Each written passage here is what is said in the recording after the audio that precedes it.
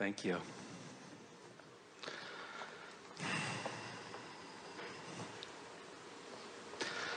You've answered so many of my questions already, and I just wanted to piggyback on the last thing you said, really, which was about going to sleep and how much rest we get in that period. And one of the...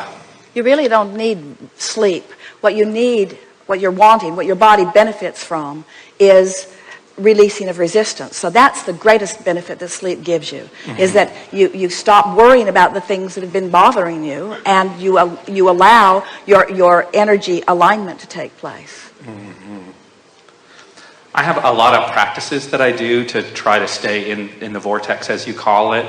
And I noticed that for me, one of the most challenging parts of the day is I wake up in a feels like a very small place. And so I start doing my practices to get myself into the vortex. Well, this is an interesting thing to notice, that if you go to sleep in the vortex, you're going to wake up in the vortex. Yes. If you go to sleep out of the vortex, you're going to wake up out of the vortex, because your vibration is right where you last left it, you see.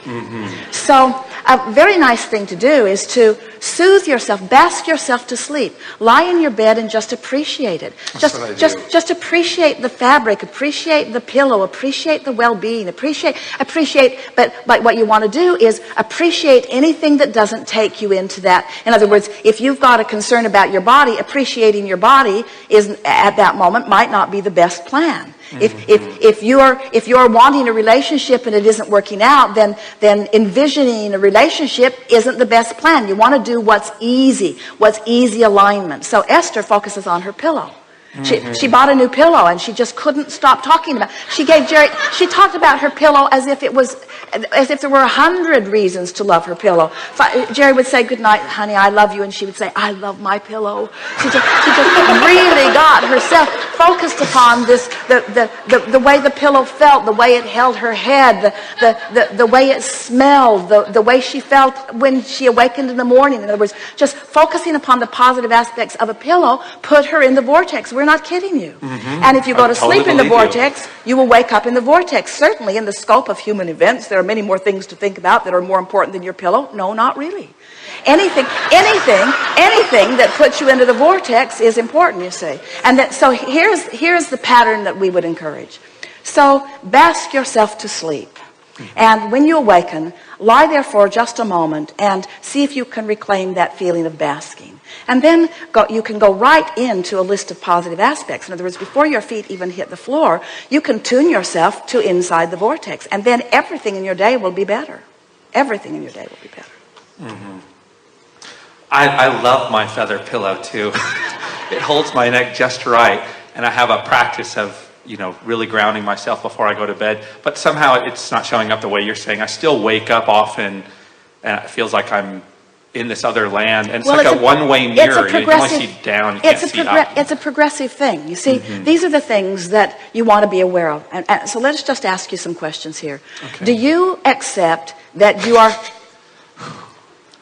I get that through me sometimes. Do you accept that you are source energy, a part of which is expressing in this physical body? Yes. And do you accept that in this physical body that you are constantly the focused reason for an expansion in the larger part of that which is you? Do you accept that your moving through contrast, your living of your life, is the reason that the source within you is having the fantastic expansion that it is having?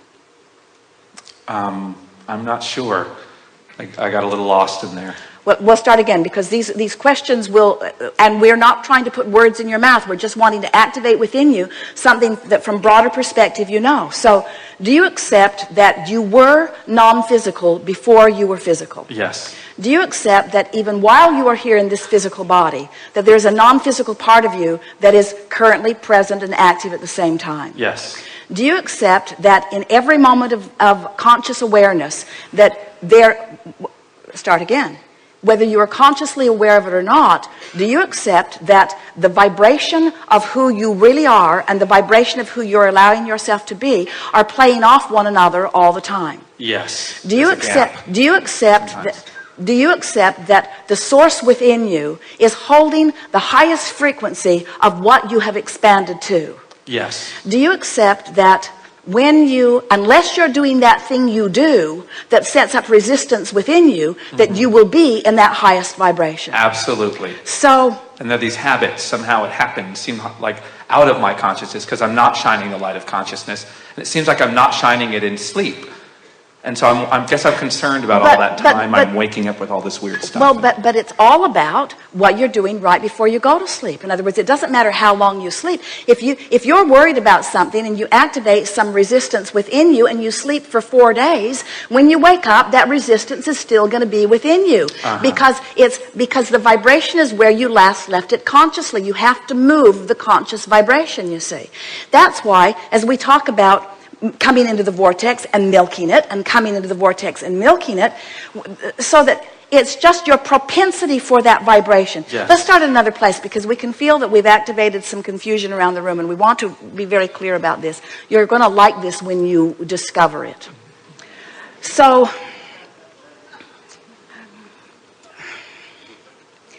every thought that has ever been thought still exists. And those thoughts are gathered together by law of attraction. There's a coalescing of them. So there are rivers and streams of thoughts. So what you're really wanting to do is to figure out how to tune to the highest frequency of who you are. And your emotions hold the key to that. So if you can accept that all of that expansion has taken place, and that the larger part of you stands being, knowing, being who you are, and you are not beating the drum of something that's bothering you, in the absence of that resistance, this powerful law of attraction vortex will take you right to who you are. And as you're being called to it, you feel the passion of it. In other words, the moving in the direction of who you are is what exhilaration is. It's what passion is. It's what frisky is. It's what that robust feeling is. The feeling of coming into alignment. Now, you're not ever going to get it done, because life's going to, no matter where you stand, there's still going to be contrast. Even inside the vortex, there is variety that is causing you to ask for more. Yes. So you're always going to be asking for more, and you're always going to have already become more. So your work is always the same, to allow yourself to be all that you have become. And anytime you're not allowing it, you're going to know it by the negative emotion that you're feeling. So if you just do your best to feel as good as you can, as much as you can, and especially right before you go to sleep, what you'll begin to notice is that you'll have more obvious in the vortex moments. And when you are aware that you're feeling good, that's when you want to stop and practice the vibration of it. Now, here's what all of that was leading up to. Our friend earlier, in fact, it's come up several times as we've been chewing together here already today, talking about the lives that you're born into, or the environment that surrounds you, or what you're witnessing even when you're children. In other words, what is it that sets your patterns of thought into motion? And we say, for most people, it's what they are observing. What you're observing is what causes you to begin to offer your vibration. So if you see something that's lovely, you offer a vibration that matches it. If you see something that's awful, you offer a vibration that matches it. And so a lot of where people are by the time that we begin to visit with them has to do with what their environment has been like and what they've been observing, because they are vibrationally responding to what they've been observing. So injustices or unfairnesses or sicknesses or poverty or abundance or wellness, people are they allow what they're observing to train their vibration. But that's because when they were first born, the people around them said, look at me and please me. Now, they were born with emotion that was saying otherwise. They were born with emotion that said, this love really feels good, and this hate really feels bad, and this confidence really feels good, and this uncertainty really feels bad. But a lot of people still were sort of swept away by what they were observing. The details of their life caused them to establish the patterns of thought. So, as we visit with someone like you, you have all kinds of patterns of thought. Some of them are serving you well, and some of them are not serving you very well. But the thing that we really want you to hear from us is that law of attraction is going to deliver to you the thought that matches where you are. In other words, where you are is where you are. Where you are is where you are. If you're having an unpleasant conversation with someone, it's likely that you're going to have another one and another one and another one. It's likely that you're going to stew on it. It's likely that you're going to turn on television and see something similar to it. It's likely that you're going to check your email and there's going to be something else there, because law of attraction is going to keep mimicking and reflecting back to you how you feel. So how does someone move themselves into a better feeling vibration? How do you make the adjustment? How do you find something? How do you move? Because law of attraction is not helping you out. Law of attraction says, oh, you don't like that, then you won't like this either. And oh, you don't like that, then you won't like this either. And oh, you don't like that, then you won't like this either. And so how do you break that? How do you break that cycle? Shift focus. But how do you shift your focus when law of attraction is dishing out the ideas? When law of attraction is dishing out the next.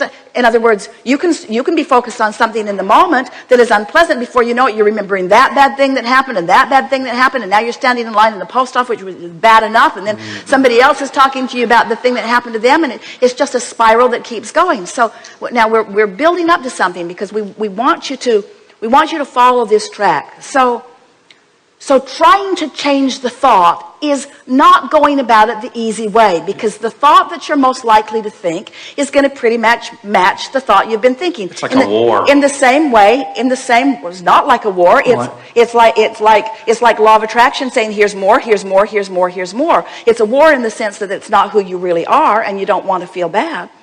So yeah, I just meant if I try to talk against that thing, I stopped that years ago, because it feels like... That's what we were demonstrating with those cards. All it does is cause you to dig in more. So you're all there before we're even getting there. So what is the logical way to break that evil spell? Stop thought. Stop thought. Take a walk.